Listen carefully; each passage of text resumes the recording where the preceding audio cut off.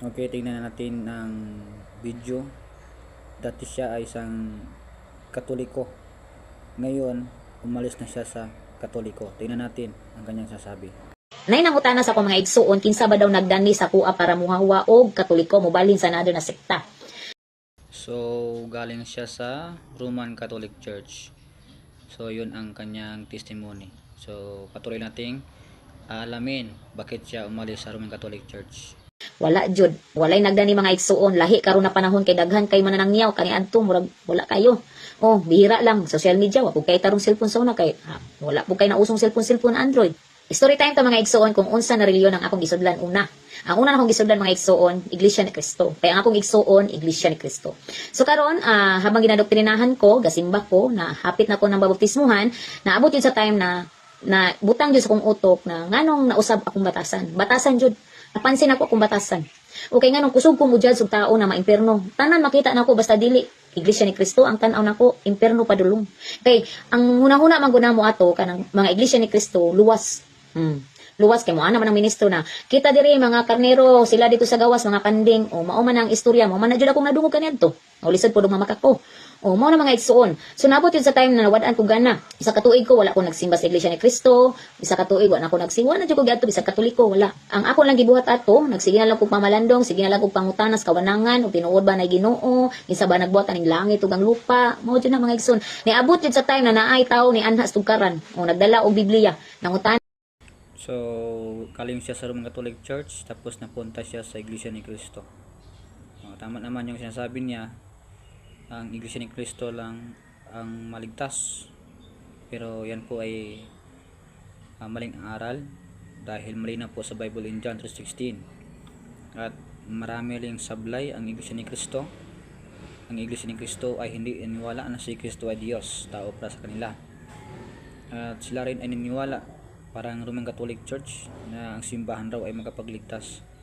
Mabuti naman umalis ka doon sa Roman Catholic Church at umalis ka sa Iglesia ni Cristo. Nako, unsa man na imong dala? Bible ni kay na ko Bible studyhan diha sa atbang. Siya pwede ko nimo basahan niya kay murag dugay na ko ising-basingba ba na wa po koy basa-basa Bible. Siya o sige mo to gibasahan ko, nagidanahan man ko. So ako siyang giingnan na pwede ko nimo balikan diriya ana siya na. Dili ba ako pwede kay lalaki ko na babae ka kailangan ang usangyo nimo babae. Kung sige ra gud ya oy, wala bitaw na kay Biblia man na, Ginoo man na, di man ato tagag Malaysia. Mo to ni adto siya na, kumato siya mga igsoon para ganahan siya. Ako ra siyang lutuan og merinda, hot egg, pan. O ako siyang pamirindahon para ganahan siya ba, balik-balik. So niabot sa time nag-invite ko niya sa ilang church na niabot po sa time na layuan ko na naman po nag-invite na mas dool na parihara po baptist mo tong. So narinig niyo, mayroon tao na nag-share sa kanya at nag-invite sa kanya ay isang baptist. So kayo mga Roman Catholic Church, umalis na kayo dyan sa Roman Catholic Church sa pagka-membro ninyo dahil dyan kayo po ay walang assurance pagdating sa kaligtasan ng tao.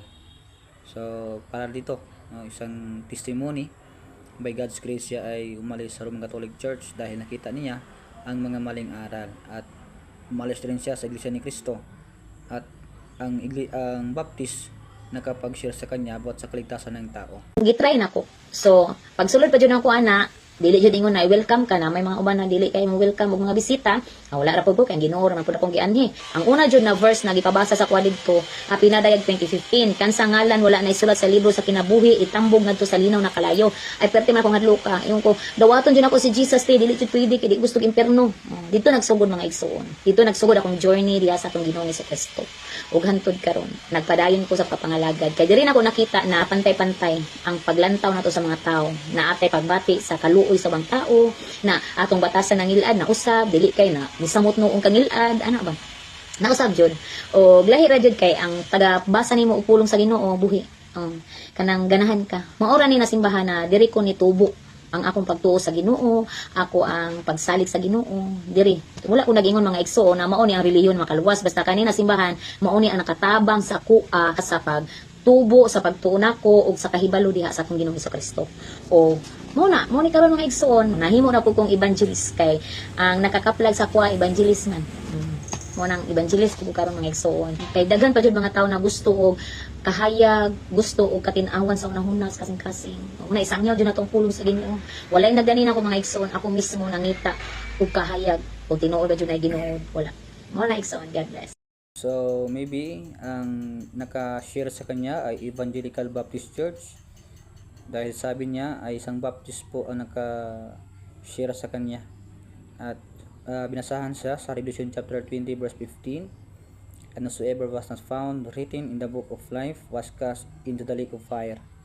So hindi ang simbahan, Roman Catholic Church ang makapagligtas sa kaluluwa ng tao, kundi si Kristo lamang. So isa lang po ang tanging daan para sa kaligtasan, John 14:6. So siya ay nagbago, siya ay natuto based sa kanyang statement. Siya po ay nag-grow in spiritually dahil sa pagbasa ng Bible.